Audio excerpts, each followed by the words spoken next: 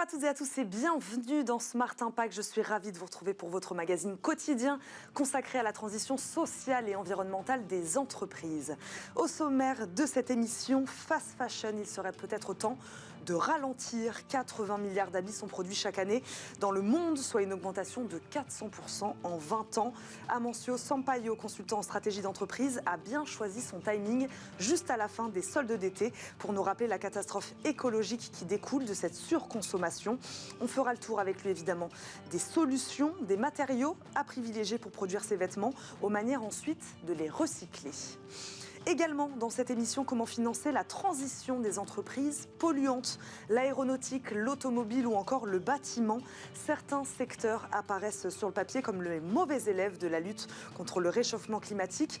Pourtant, c'est bien elles qui polluent le plus et donc c'est bien elles qu'il faut aider dans la décarbonation de leur activité. On verra comment inviter les citoyens à investir dans la transition des PME et ETI qui opèrent dans des secteurs polluants. Enfin, quand le drone se met au service de la biodiversité, c'est la bonne idée du jour et elle nous vient de l'entreprise française ProDrone. Armé de sa caméra thermique et de son zoom optique, le drone est capable de repérer dans la nature les nids d'oiseaux en voie d'extinction, par exemple. L'entreprise travaille aussi actuellement sur un logiciel de reconnaissance automatique des espèces sous-marines. On en parlera en fin d'émission. Mais d'abord, je vous le disais, donc place à l'invité du jour.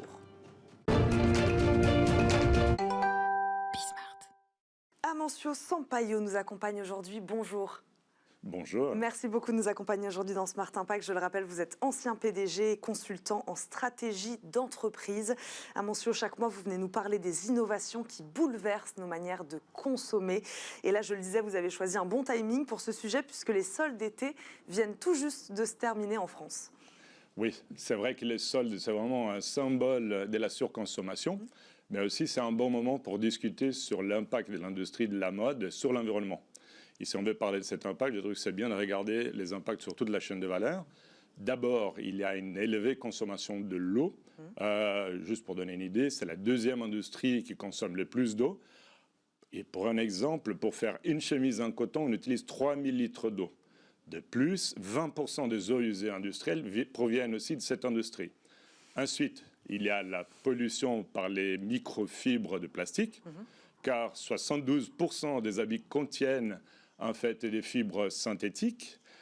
Et là, il est estimé que 190 000 tonnes de ces microfibres de plastique, ou bien 35% de tous les microplastiques qu'il y a dans les océans, proviennent de l'industrie. Ensuite, c'est 10% des émissions de CO2. Et de plus, avec la pression sur les coûts, il y a beaucoup de la production qui a migré en fait dans les pays en développement. Et là, cette industrie a pointé à plusieurs fois du doigt sur des pratiques de travail qui sont parfois abusives, voire inhumaines. Donc on peut dire qu'au sens large, l'industrie est plutôt polluante. Il y a des catégories qui favorisent d'autant plus aujourd'hui, qui cristallisent d'autant plus cette pollution.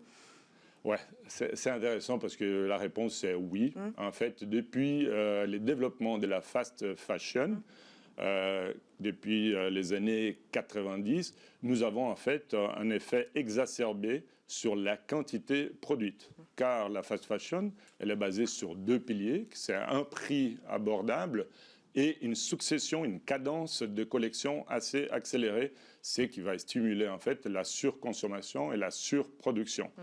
Donc c'est comme ça que nous sommes arrivés à une production globale des vêtements de 80 milliards par année, soit 400% de croissance en environ 20 ans. Bon, donc là, on vient de faire le constat, plutôt alarmant, j'ai envie de vous dire. On peut parler des solutions avec vous, Amancio, maintenant? Oui, merci pour la question, parce que c'est vrai que ça bouge dans ce secteur, dans tous les domaines de la chaîne de valeur de l'industrie des vêtements, avec des initiatives qui sont plutôt vertueuses pour essayer de minimiser ou réduire l'impact sur l'environnement et aussi de ralentir la fast fashion. Et c'est là, ça va passer pour des activités, soit de la transformation des industriels, soit la rupture faite par les startups et aussi pour une évolution des cadres réglementaires. Par exemple, si on va parler dans l'évolution des cadres réglementaires, nous avons un très bon exemple en France pour réduire la surproduction d'habits, que c'est avec la loi de l'économie circulaire de 2020 où c'est interdit de détruire les invendus. Cela fait vraiment que la fast fashion doit repenser son modèle de négoce parce que par nature, elle produit pas mal des invendus. Ensuite, du côté des industriels, il y a aussi de repenser les matériaux qui sont utilisés. Par exemple, là, nous avons une start-up finlandaise, Spinnova, qui a développé des fibres à base du bois, qui en fait, ça va être moins polluant que la viscose, par exemple, et avec moins de consommation d'eau comparé au coton. Et du côté des consommateurs, là, vous venez nous parler du côté des industriels, du côté des consommateurs, il y a des choses à faire aussi? Ah oui, absolument. Je crois que quelque part, du côté du consommateur, c'est qu'il faut vraiment c'est de repenser et de dépositionner la fast fashion pour rééquilibrer les aspects des qualités vis-à-vis de la quantité pour avoir une consommation plus modérée. Je crois que nous pouvons tous nous poser la question, est-ce qu'on n'a pas trop d'habits dans nos armoires qu'on utilise presque jamais? Et donc, pour cela, on peut avancer sur plusieurs différents modèles de négoce. Par exemple, là, une réduction des achats exceptionnels. Là, pourquoi pas aussi ne pas louer des habits pour un événement exceptionnel, comme un mariage, comme une soirée en black tie. L'Amérique du Nord, elle est leader dans ces segments avec plusieurs entreprises bien établies. Là, par exemple, il y a l'exemple d'une start-up Rent Runaway qui a une bonne part des marchés aux États-Unis. En France, nous avons aussi de beaux exemples, par exemple avec l'entreprise Une Robe Un Soir, qui a une fourchette d'offres de location, qui peut aussi combler les besoins des consommateurs d'avoir beaucoup de diversité de collections. Donc au lieu d'acheter multiples de différentes collections, il peut peut-être avoir des formules de location. D'autre part, on parle de réduire les achats exceptionnels. On peut aussi, en fait, rallonger la vie des produits. Là, la question, c'est pourquoi jeter un habit qui peut être encore utilisé? Je vais parler, comme vous pouvez l'anticiper, du marché de l'occasion, aussi bien développé en Amérique du Nord. C'est un marché en croissance accélérée. Il est estimé à environ 96 milliards de dollars déjà. Et ici, en France, nous avons aussi des bons exemples. Par exemple, avec les startups Vestiaire Collectif, qui est spécialisée dans les hauts de gamme, qui est devenue une licorne récemment.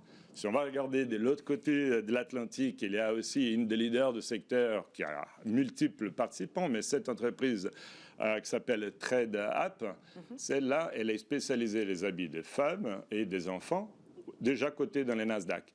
Donc, si on voit une dynamique très positive du secteur avec des entreprises très performantes, cela peut nous laisser entendre que les consommateurs, ils sont vraiment friands des solutions dans l'économie circulaire.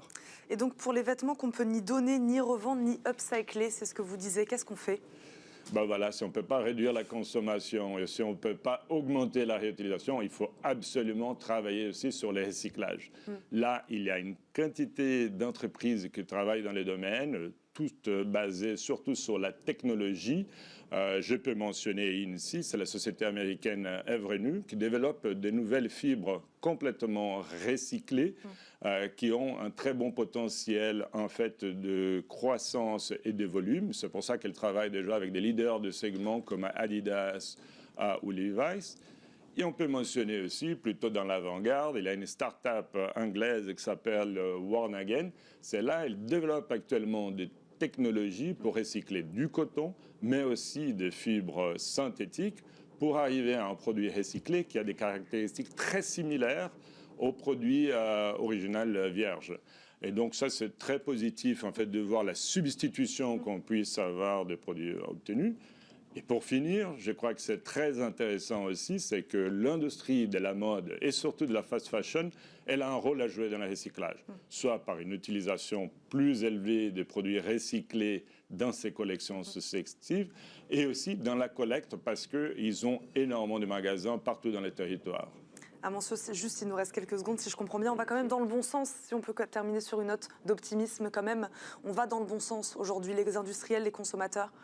Oui, on va dans le bon sens. Il faut toujours faire un tout petit peu attention, c'est-à-dire qu'un consommateur qui soit bien informé et qui fait attention ne va pas remplacer en fait le besoin de repenser cette industrie et de réduire en fait le volume total de production. Merci beaucoup à Monsieur Sampaio d'avoir été avec nous aujourd'hui, de nous avoir accompagnés dans Smart Impact. On vous connaît bien, je rappelle, vous êtes ancien PDG et consultant en stratégie d'entreprise. Merci beaucoup d'avoir été avec nous. Tout de suite, c'est le débat RSE.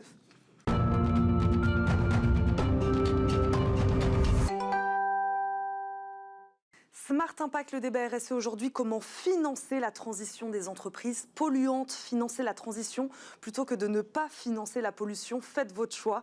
Certains secteurs polluent plus que d'autres, c'est un fait. Pourtant, est-ce une bonne idée de les exclure des financements d'État ou citoyens? Contribuer à la décarbonation de leur activité, c'est l'objectif de nos deux invités. Pierre Schmidt-Gall, associé et directeur des investissements de Lita.co, nous accompagne. Bonjour. Bonjour. Bienvenue dans Smart Impact. Merci beaucoup de nous accompagner. Lita.co, plateforme digitale d'investissement dédiée à une économie sociale, solidaire et écologique. Exactement. Amédée Brétinière nous accompagne également, directeur recherche et développement du groupe Réalité, groupe de développement territorial. Bonjour. Bonjour. Bienvenue à vous aussi dans Smart Impact. Merci beaucoup à tous les deux de nous accompagner. Amédée Brétinière, expliquez-nous en 2-3 mots quelle est la mission du groupe Réalité. Quel secteur d'activité vous regroupez d'ailleurs?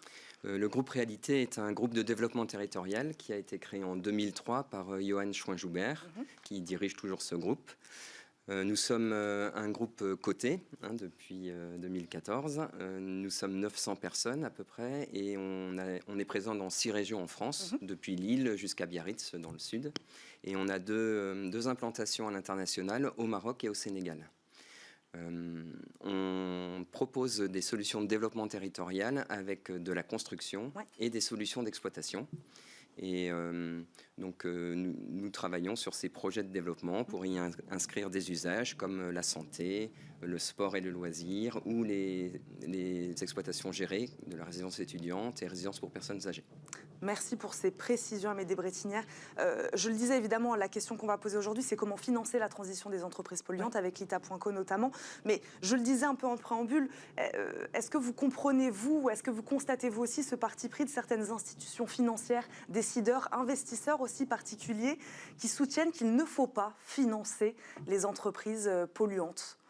Eh bien, c'est un vrai débat. Donc, comme vous le disiez, Lita, c'est un acteur majeur du financement impact écologique et social. Donc on a une activité traditionnelle de soutien à une économie, à des acteurs économiques qui visent une mission forte dans leur objet social. Et en fait, ça a paru comme une évidence pour nous de diversifier nos activités face à l'urgence climatique, aux accords de Paris, aux différents rapports du GIEC sur la lutte contre le réchauffement climatique et donc un enjeu très fort de décarbonation. On s'est dit qu'on devait également passer à l'échelle et pouvoir avoir des solutions de financement sur mesure pour accompagner les gros acteurs emblématiques PME et ETI à transformer et avoir un modèle plus durable sur leur chaîne de valeur. Donc au contraire, c'était à la fois, je pense, un impératif très fort économique et c'est aussi, ça émerge également donc d'une conviction forte d'impact ambitieux et également une demande d'investisseurs grandissante souhaitant diversifier leur portefeuille, pouvoir également investir des valeurs un peu plus robustes et stables sur des PME établies qui sont rentables également, et pouvoir les accompagner dans cette transition. Est-ce que vous faites la distinction entre des secteurs polluants, très polluants, peut-être trop polluants aussi? Donc effectivement, on a pas mal de critères de sélection, donc on va exclure quand même les critères habituel ISR, donc sur des exclusions hyper fortes sectorielles. Néanmoins, sur cette offre de transformation, elle a vraiment vocation à accompagner les acteurs qui veulent transiter. Donc on va être plutôt secteur agnostique, on va agir dans les transports, dans le bâtiment, notamment avec le groupe Réalité, dans l'agroalimentaire, dans l'industrie, et vraiment accompagner largement le secteur. Comment, justement, Amédée Brétinière, comment Lita.co et le groupe Réalité se sont-ils rencontrés, on va dire, et associés? Déjà, c'est un honneur d'être accompagné par Lita, qui est un acteur reconnu dans ce financement. Et en fait, nous sommes devenus entreprise à mission en janvier 2021, avec comme mission d'être utile partout, tout le temps, au développement intelligent des territoires. Et on a travaillé déjà depuis 3 années à établir notre bilan carbone sur toutes nos activités, le bilan corporate, le bilan d'exploitation de nos filiales d'usage. Et la principale source émettrice, c'est les projets de construction. C'est 95% de nos émissions. Et donc la première des choses, ça a été d'établir avec les meilleurs, on a travaillé avec Carbone 4, à établir une trajectoire de réduction de nos émissions. Donc d'abord on mesure, ensuite on réduit, et la touche finale sera de compenser. Donc on cherche des projets, on cherche à s'investir dans des projets qui sont bénéfiques pour la planète partout. Et on veut être entrepreneur de notre neutralité. Donc on veut contribuer à la neutralité planétaire, c'est les termes d'usage. Et on a un parti pris de viser à neutraliser le coût de notre neutralité. Donc, vous voyez, donc on veut investir dans des sociétés porteurs de projets bénéfiques pour la planète, acheter des crédits carbone s'il le faut, mais à la fois trouver un équilibre pour ne pas pénaliser nos bilans d'exploitation ou de construction. Vous parliez de construction justement de bâtiments. Est-ce qu'on peut dire que c'est la réglementation aussi peut-être qui vous a poussé à accélérer ce processus aujourd'hui, accélérer cette transition ? Oui, on peut. Enfin, de toute manière, on a une réglementation, on doit s'y tenir. Oui. Après, on voit bien dans tous les échanges qu'on a eu avec l'ITA, on cherche à être meilleur que la réglementation, et l'ITA veille particulièrement à accompagner des acteurs qui vont au-delà. Parce que suivre la réglementation, c'est nécessaire et on devra tous le faire. La difficulté à laquelle on est confronté, c'est avoir les bons matériaux avec des industriels qui ont développé des produits nouveaux, qui sont moins émissifs, qui sont meilleurs et qui restent encore assurables, parce qu'on a aussi des obligations sur tous les niveaux. Et donc nous, on cherche à développer des nouveaux matériaux. Donc on va certainement monter des chaires avec des écoles d'ingénieurs pour essayer de trouver un moyen de construire mieux, plus vite et moins cher. Et moins cher au bénéfice de nos clients. Et donc, comment vous participez justement à financer cette transition du groupe Réalité ? Tout à fait. Donc, nous, la cible pour cette offre, c'est vraiment des groupes qui ont commencé une stratégie globale de décarbonation de leurs activités, donc qui ont réalisé une stratégie climat globale. Et donc l'idée, c'est de financer de façon annuelle une partie de leur plan de financement dédié à cette transition. Donc dans le cadre de Réalité, on parle d'un investissement de plus de 30 millions d'euros sur 5 ans pour atteindre cet objectif de décarbonation de 40% des émissions à 10 ans sur la chaîne de valeur, donc sur tout le cycle de vie du bâtiment. Et donc nous, on va positionner un produit non dilutif obligataire avec des indicateurs concrets d'impact quantitatif et un taux, donc une prime d'impact, qui va dépendre de l'atteinte de ces résultats quantitatifs. Donc c'est un produit hautement incitatif, qui a une forte possibilité d'accompagnement de la transition des entreprises. Voilà. Pourquoi vous avez lancé cette offre justement dédiée à la transition ? Ce que vous disiez, plutôt des PME et ETI opérant dans des secteurs plutôt donc, polluants, on l'a dit. C'est ça. Est-ce que les PME, ETI rencontraient des difficultés particulières aujourd'hui à financer leur transition écologique ? C'est-à-dire que ce n'est pas qu'elles étaient contre, mais juste qu'elles n'avaient pas les financements nécessaires pour le faire. Exactement. Je pense qu'il y a un constat déjà des dirigeants d'entreprise qu'il y a une urgence, qu'il faut faire différemment son business. Donc il y a une prise de conscience sur le réchauffement climatique. Il y a de plus en plus de boîtes qui ont une forte attentionnalité au changement. Et effectivement, se pose la question de comment je finance ma transition ? Parce que c'est des budgets R&D, c'est des budgets d'investissement. Et là, du coup, il y a le plan de financement. Aujourd'hui, effectivement, il y a le marché des obligations vertes, mais plutôt pour les entreprises cotées. Il y a quelques prêts verts, il y a de plus en plus de subventions, mais ce sont que des solutions naissantes, peu couvertes encore par les acteurs financiers classiques, qui ne sont pas forcément fléchées par ailleurs sur une vision très claire d'impact. Et donc, du coup, on ne sait pas trop ce qu'on finance.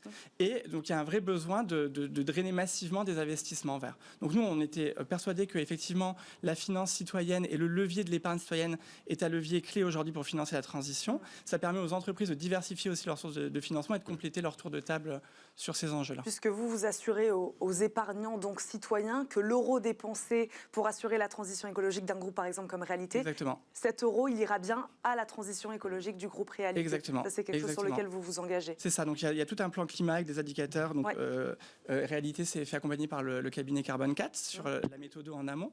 Et donc nous, ce que je disais, on va positionner une dette. Donc là, par exemple, 2,5 millions qu'on lève pour le groupe Réalité cette année, avec un taux d'intérêt payé annuellement qui dépend de la solvabilité et de la rentabilité de l'entreprise, et une prime d'impact qui va dépendre de ses objectifs quantifiés. Donc là, on va viser notamment les économies carbone, donc en équivalent CO2 par mètre carré. Donc c'est un indicateur hyper tangible et robuste. Et on va avoir après un système d'audit annuel donc de mesurabilité et de contrôle de l'atteinte de ces objectifs. L'entreprise ne payera pas cette prime d'impact si jamais elle a atteint ces indicateurs. Par contre, si elle est en dessous de ces indicateurs annuels, là, elle devra rémunérer davantage l'investisseur. Donc c'est aussi l'idée d'avoir une finance qui est plus durable et qui a une rentabilité au service de l'impact et pas l'inverse. Est-ce que les épargnants citoyens ils sont sensibles à ces formats-là d'investissement aujourd'hui ? Ouais, oui, de plus en plus. Exactement, on a une demande grandissante. Donc nous, on a une communauté qui double à peu près chaque année sur la plateforme. Ouais. On a une portée justement de démocratisation de la finance. Donc on va viser les investisseurs qualifiés avertis, mais également les citoyens non avertis. Et il y a une demande grandissante. Donc nous, notre enjeu, c'était de proposer des portefeuilles de plus en plus diversifiés vers des cibles aussi des produits de dette pour compenser les produits plus capital risque qu'on peut trouver sur la plateforme et amener plus de sécurité dans le portefeuille des clients. Après, c'est vrai qu'il y a un enjeu parce que il y a toujours, soutenir une entreprise comme Réalité, c'est aussi dire je peux avec mon épargne avoir une amplitude d'impact beaucoup plus forte parce que c'est un produit hautement transformatif. On parle d'un groupe coté qui a quasiment 300 millions d'euros de chiffre d'affaires. C'est pas du tout la même amplitude d'impact visée quand on finance ce genre de projet. Comment regardez-vous ces épargnants citoyens qui investissent aujourd'hui dans la transition d'entreprises comme la vôtre ?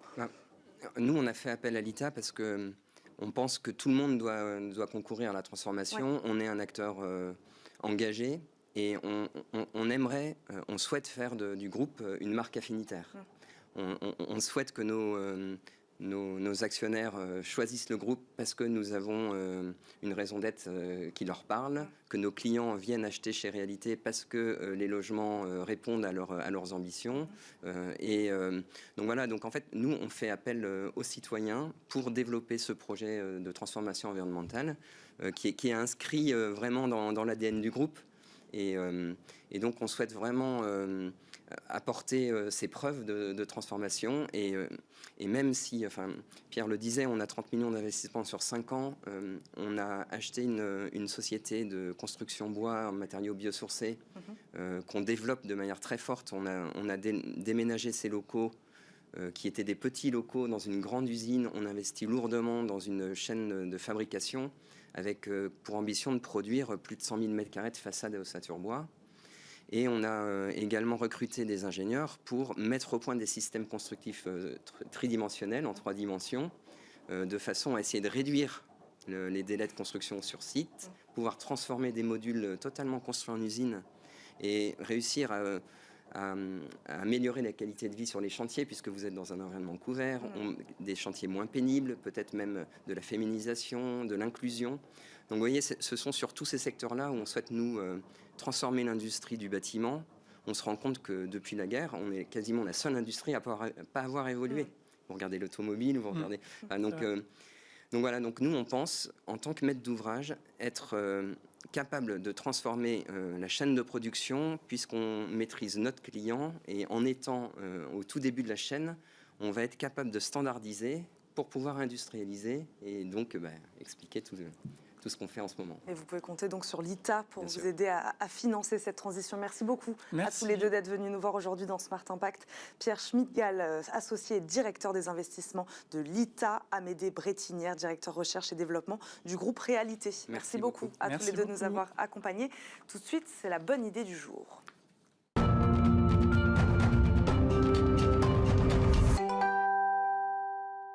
La bonne idée du jour est celle de Benjamin Gréau, télépilote de drone et salarié chez ProDrone, un projet incubé par Nausicaa, incubateur dédié aux startups de la Blue Economy liées aux océans. Donc, Benjamin Gréau, bonjour. Bonjour. Bienvenue dans Smart Impact. Merci beaucoup de nous accompagner aujourd'hui.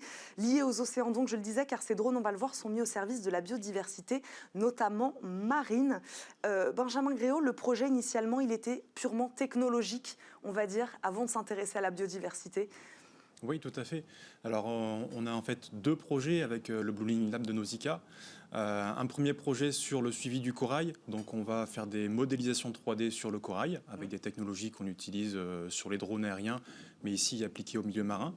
Et le deuxième projet, c'est de l'intelligence artificielle pour reconnaître les espèces, pouvoir les comptabiliser, les étudier. Comment vous en êtes arrivé à vous intéresser à la biodiversité ? C'est-à-dire comment, du drone au service des entreprises, plusieurs entreprises peuvent vouloir se servir aujourd'hui d'un drone, vous en êtes arrivé à vous intéresser à la biodiversité ? Alors, on travaille beaucoup avec un bureau d'études justement sur l'environnement. Oui. On fait déjà des études d'impact environnemental dans le milieu aérien, avec des drones aériens. Et avec Nausicaa, qui est géographiquement très proche de nos bureaux, on a pu développer cette compétence du coup sur les milieux marins et sous-marins. Expliquez-nous, cartographier, prise de mesure, quelles sont les spécificités techniques des drones de ProDrone qui permettent donc aujourd'hui de se mettre au service justement de cette thématique-là? Alors, quand on dit drone, on pense souvent aux petites machines volantes avec Oui. des caméras. Ici, en fait, un drone, c'est un terme générique qui désigne un engin qui est commandé à distance. Et donc, ça s'applique aussi à un bateau qui serait télécommandé ou à un sous-marin qui serait télécommandé. Donc ici, on utilise ces engins-là du commerce, de grand public. Oui. Et on va utiliser une méthode de photogrammétrie pour pouvoir assembler des images et obtenir un modèle 3D du corail. Mais alors expliquez-nous exactement comment ça marche pour ceux qui nous regardent. La photogrammétrie, c'est une méthode avec laquelle on prend plein de photos d'un environnement sous toutes les coutures. Et avec l'assemblage via un logiciel, on arrive à obtenir un résultat 2D ou 3D. Et donc, je le disais aussi, thermique, il me semble. Oui, alors effectivement, les drones aériens peuvent être équipés de caméras thermiques. Ouais. Dans le milieu sous-marin, on n'utilise pas ces caméras puisque ça ne fonctionnerait pas. D'accord. Et donc, sur le milieu non sous-marin, en l'occurrence, je sais que vous avez participé notamment à un projet en Inde, je crois, si je ne dis pas de bêtises. Expliquez-nous comment ça peut marcher, là, en l'occurrence, dans une forêt, par exemple. Oui, tout à fait. Eh bien, on va utiliser un drone équipé de caméras thermiques cette fois. Et on va pouvoir détecter des signatures thermiques. Donc, en fait, c'est des animaux. Et une fois qu'on détecte une source thermique, on a un zoom puissant équipé sur le drone. Et on va pouvoir identifier les espèces sans les déranger. En fait, on vole très haut. Et le zoom permet de l'identifier sans problème. Est-ce que vous avez participé à, je ne sais pas, d'autres projets, des exemples de projets du même type sur lesquels vos drones ont travaillé? Oui, on fait souvent des suivis dans les parcs éoliens. Ouais. Sur lesquels on a une problématique sur certaines espèces de rapaces qui nichent dans les plaines agricoles.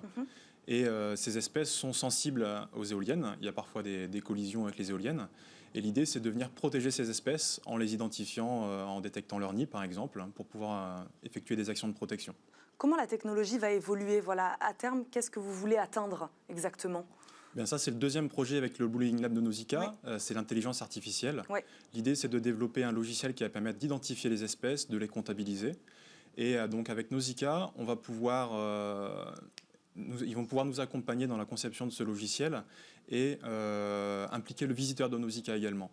L'idée, pour que ça fonctionne, ce genre de logiciel, c'est d'utiliser des milliers ou des dizaines de milliers de photos d'une espèce, d'un animal, ou végétal, hein, ça fonctionne aussi.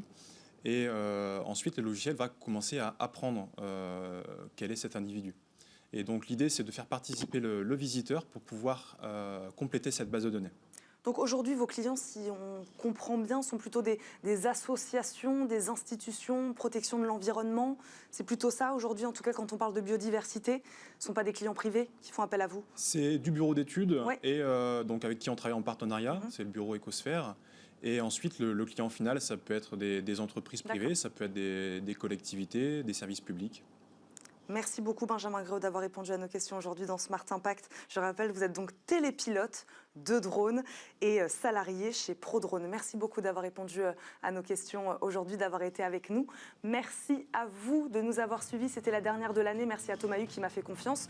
Merci à Joséphine Dacoury qui m'a aidé à préparer cette émission. Vous retrouverez Thomas Hu évidemment à la rentrée dans de nouveaux numéros de Smart Impact. Moi aussi, je vous retrouve à la rentrée. Je vous souhaite un bel été sur Bismart et je vous dis à très vite. Ciao.